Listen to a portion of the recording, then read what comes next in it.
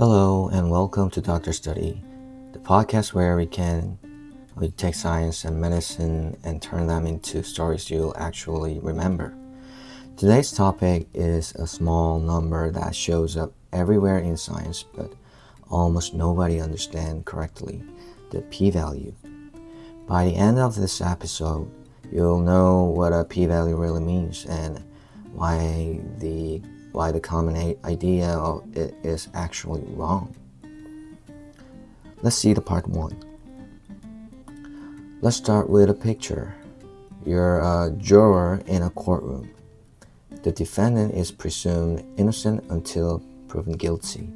The lawyer's job is not to prove innocence. Their job is to bring so much evidence that innocence becomes hard to believe. This courtroom idea is the same idea hiding behind the p-value. In every experiment, there is a quiet defendant in the room. Scientists call it the null hypothesis. It's the boring idea that nothing special is happening.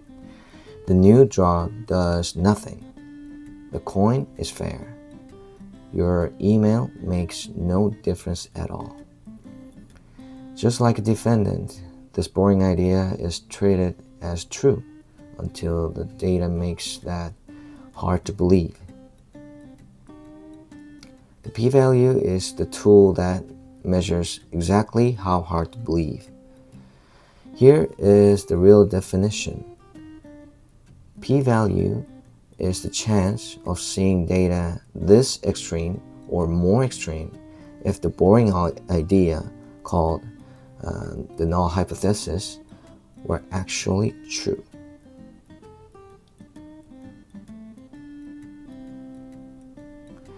Read that again slowly.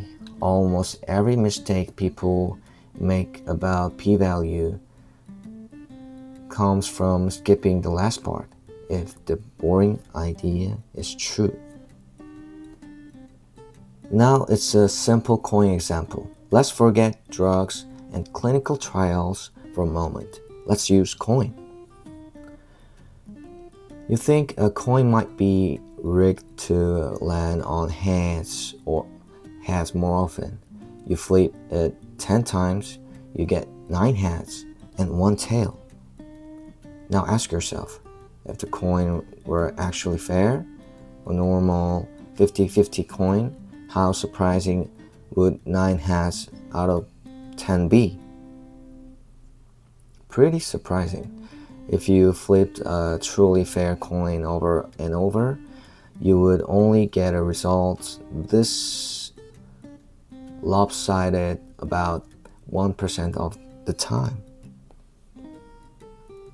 That 1% is your p-value. It is not the chance that coin is rigged. It's not the chance that you're wrong. It is the chance of seeing evidence this strong in a world where the coin was never rigged at all. If the number is small, one of two things is true. Either something unusual just happened by pure luck, or more likely, the coin was never fair to begin with. In science, once that number gets small enough, we lean toward the second answer.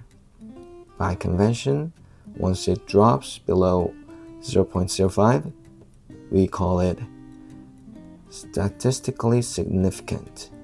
That line, 0.05, is a simple, round number, but it is also a little arbitrary.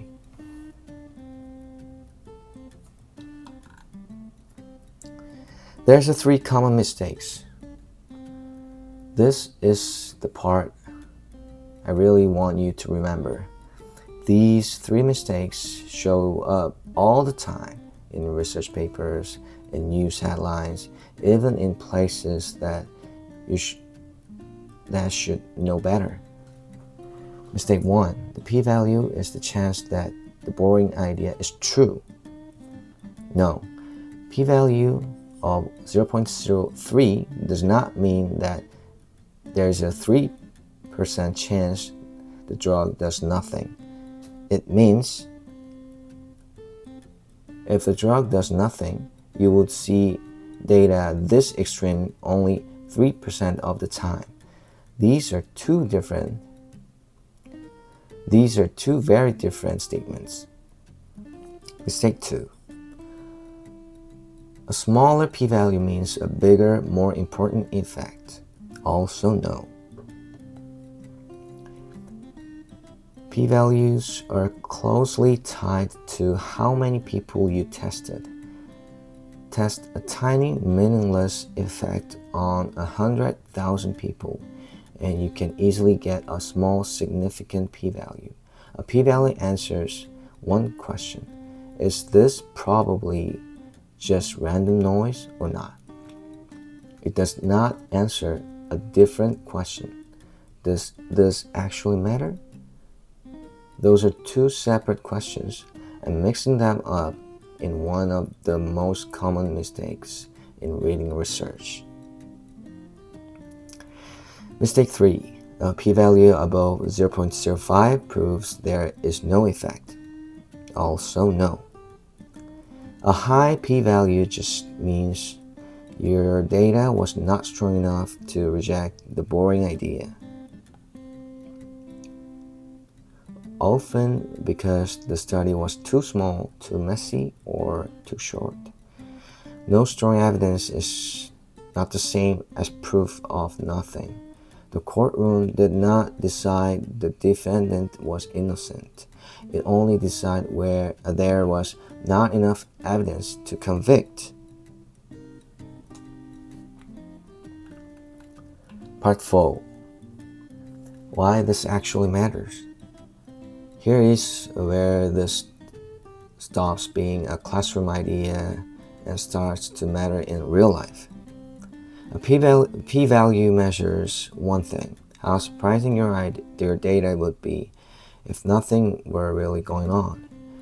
That means the number is very sensitive to how many things you tested in the first place. Test one idea and a p-value under 0.05 is a fair signal, but test 20 different ideas, say 20 foods against 20 disease, and just by chance you would expect about one of them to sneak under that 0.05 line, even if none of them are actually true. This is exactly why headlines like chocolate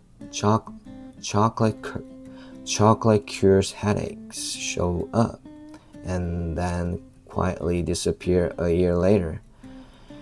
Someone tested enough things and pure luck handed them a false result.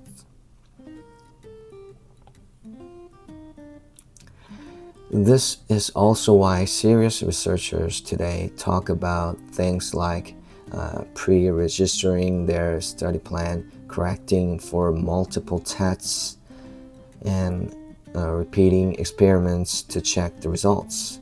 All of these are ways to keep the courtroom honest. To stop people from quietly testing 20 defendants and only telling you about the one that got convicted. Part 5. The one sentence to remember. If you remember only one sentence from this episode, remember this: a p-value tells you how surprising your data would be in a boring word. It does not tell you the chance that the word is boring, and it does not tell you how much something actually matters. A small p-value means your data would be strange coincidence in a boring word, so maybe the word isn't so boring after all. A large p-value means your data looks pretty normal for a boring word, but that does not prove the word is boring.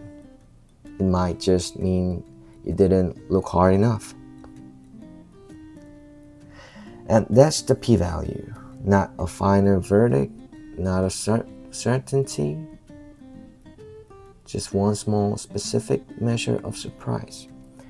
Knowing what it can and cannot tell you is one of the most useful things you can carry with you in a world full of studies, headlines, and big claims. Thanks for listening. This has been Dr. Study. See you in the next episode.